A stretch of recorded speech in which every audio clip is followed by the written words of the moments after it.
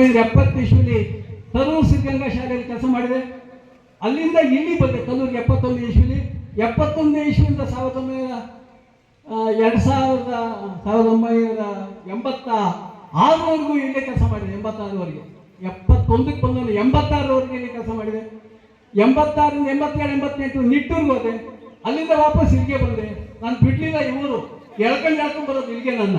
ಯಾಕೆಂದ್ರೆ ಅಷ್ಟೊಂದು ಅವಿನಾಭಾವ ಸಂಬಂಧ ಕಲ್ಲೂರಿಗೂ ನನಗೂ, ಅಷ್ಟು ಸಂಬಂಧ. ಇಡೀ ಮನೆ ಎಲ್ಲರೂ ನನ್ನ ಈ ಊರಿನ ಮಗ, ನಮ್ಮ ಮನೆ ಮಗ ಇರ್ತಕ್ಕಂಥ ಭಾವನೆ ಇಟ್ಕೊಂಡಿರ್ತೀನಿ. ಹಾಗಾಗಿ ನಾನು ಯಾಕೆ ಈ ಮಾತು ಹೇಳ್ತಾ ಇದ್ದೀನಿ ಅಂತಂದ್ರೆ, ಎಲ್ಲ ದೊಡ್ಡವರಾಗಿದ್ರೆ ಅವಾಗೆಲ್ಲ ನಾವು ನಿಮ್ಮನ್ನೆಲ್ಲ ಹೊಡೆಯೋದು ಪಡೆಯೋದು ಬೈಯೋದು ಎಲ್ಲ ಮಾಡಿವು. ನಾವೆಲ್ಲ ಅವತ್ತೆಲ್ಲ ಓದ್ಲಿ, ಮಕ್ಕಳು ಓದ್ಲಿ ಆಸೆ ನಮ್ಗೆ ಅಷ್ಟೇ, ಬೇರೆ ಏನೇನೂ ಇಲ್ಲ, ಉದ್ದೇಶ ಇಲ್ಲ. ಮಕ್ಕಳು ಓದ್ಲಿ, ಪ್ರಬುದ್ಧಮಾನಕ್ಕೆ ಬರಲಿ, ನಮ್ಮ ಹಳ್ಳಿ ಈ ಶಾಲೆ ಒಂದು ನೆನಪು ಬರೀಲಿ ಮಕ್ಕಳಿಗೆ ಎಲ್ಲರಿಗೂ. ಅವ್ರು ಸ್ಮರಣೆ ಮಾಡ್ಕೊಳ್ಳಿ, ಅವರು ದೊಡ್ಡವರಾದ್ರು ಸ್ಮರಣೆ ಮಾಡ್ಕೊಳ್ಳಿ ಎಂಬತಕ್ಕಂಥ ಭಾವನೆಯಿಂದ ನಮ್ಮ ಎಲ್ಲ ಟೀಚರ್ಸ್ ಕೆಲಸ ಮಾಡಿದ್ರು ಅವತ್ತು. ನೀವು ಕೈಲಾದಂಥ ಸಂದರ್ಭದಲ್ಲಿ ನಿಮ್ಮನ್ನು ಕಾಣ್ತಕ್ಕಂಥ ದಿನಗಳು ಮುಂದೆ ಇರ್ತವೆ, ಅದನ್ನು ಯೋಚನೆ ಮಾಡ್ಕೊಂಡು ನೀವೆಲ್ಲ ಮಾಡಬೇಕು ಅಂತೇಳಿ ನಾನು ಹೇಳ್ತೀನಿ.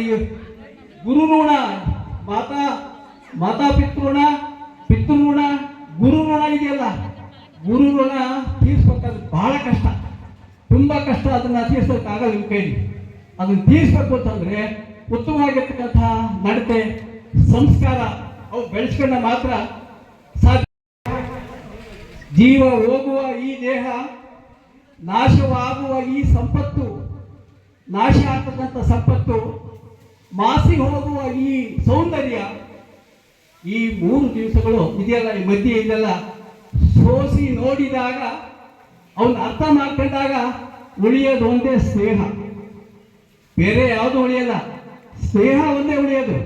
ನಿಜವೂ ಕೂಡ ನೀವು ಮಾಡಿರ್ತಕ್ಕಂಥ ಈ ಸ್ನೇಹ ಮಿಲನ ಕಾರ್ಯಕ್ರಮ, ಈ ಮಿಲನ ಕಾರ್ಯಕ್ರಮ ಏನು, ಈ ಸ್ನೇಹ ಮಿಲನ ಕಾರ್ಯಕ್ರಮ ಇದೆಯೋ, ಇದು ಒಂದೇ ನಿಮ್ಮ ಕೊನೆಯವರೆಗೂ ಉಳಿಯೋದು, ಏನು ಉಳಿಯಲ್ಲ. ನೋಡಿ, ಸಂಪತ್ ನಾಶ ಆಗೋಗ್ಬಿಡುತ್ತೆ. ಎಷ್ಟೇ ಶ್ರೀಮಂತ ಆಗಿದ್ರೆ ಒಂದಲ್ಲ ಒಂದು ದಿವಸ